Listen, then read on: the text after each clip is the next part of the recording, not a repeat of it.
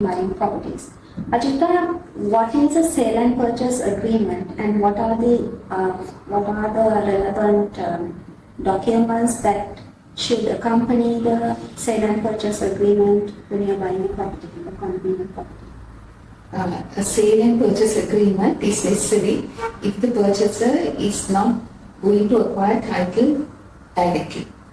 Okay, so we have sale and purchase agreements even for land transactions. So now in this instance, a sales agreement is necessary mainly for an off-plan condominium unit. Because off-plan means the unit is not complete, it might take 1 to 2 years for completion. So the developer in the meantime wants to raise funds apart from probably a mortgage or loan that the developer has obtained.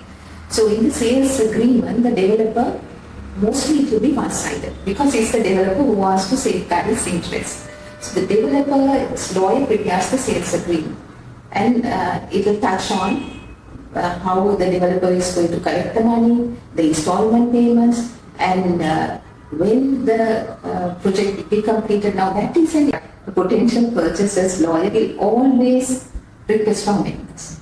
But whether the developer, as I said, the developer is the powerful party, will the developer's lawyer agree to that is questionable.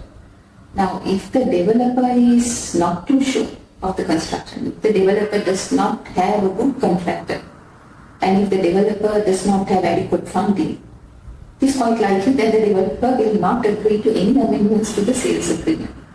Also, there are instances when the developers are very well-known developers in this country, and they refuse amendments totally.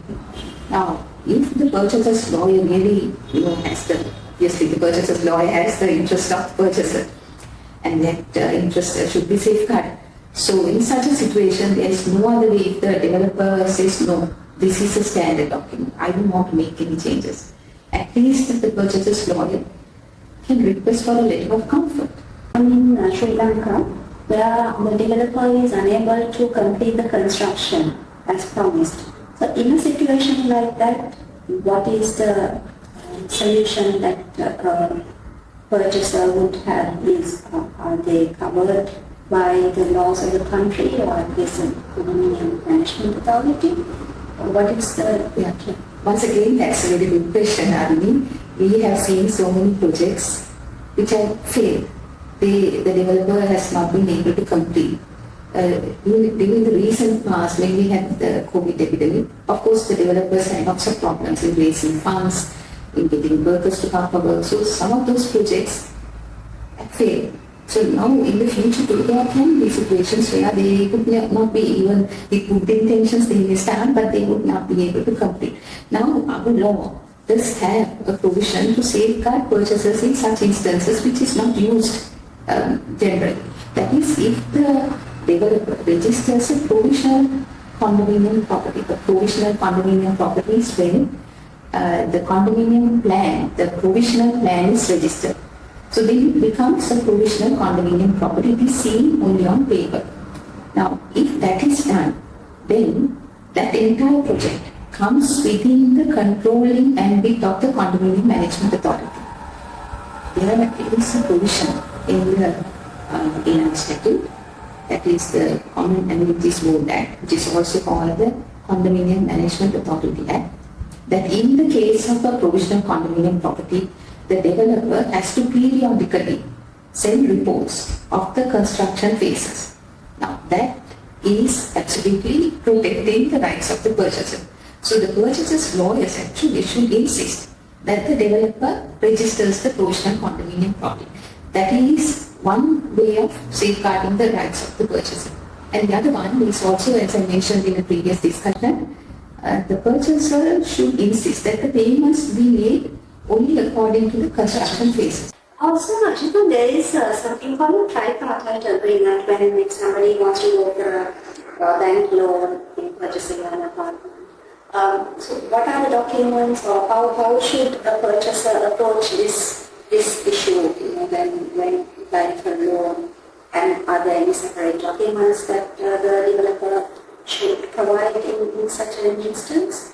Now, a tripartite agreement is a document prepared by a bank Because now, as I said earlier, this becomes necessary for off-plan purchases. Because in an off-plan situation, there's only the plan. You don't see a completed condominium unit. So the bank cannot take a mortgage as of the unit as security. So how does the bank safeguard its rights? The only way to do that is to enter into this tripartite agreement. That is the bank, the developer, and the purchaser who wants a loan from the bank.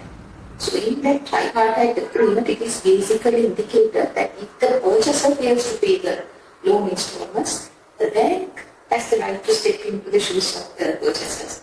And then the unit subsequently will be acquired by the bank. So the banks in such instances also wants to be sure that the title is clear. So the bank will request the purchaser or perhaps from the developer that the title should be clear, all these documents are obtained, the development permit is there, and all the clearances has been obtained. Because without those, the bank will be very hesitant to enter into a tripartite agreement. Because in such a situation, without a mortgage, the risk to a bank is very high.